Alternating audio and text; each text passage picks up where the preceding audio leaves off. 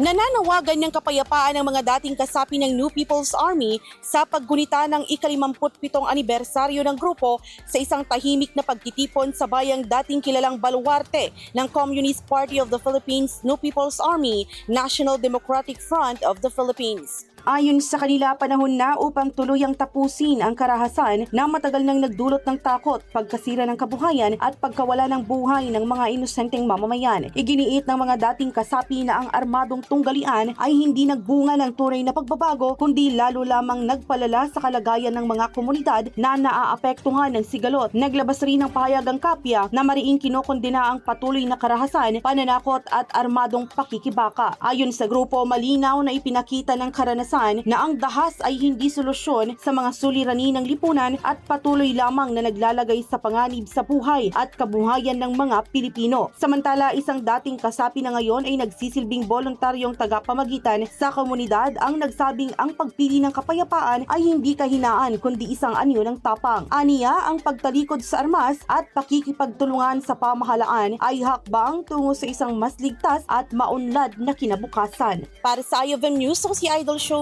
Gagarin, Idol! IFM News.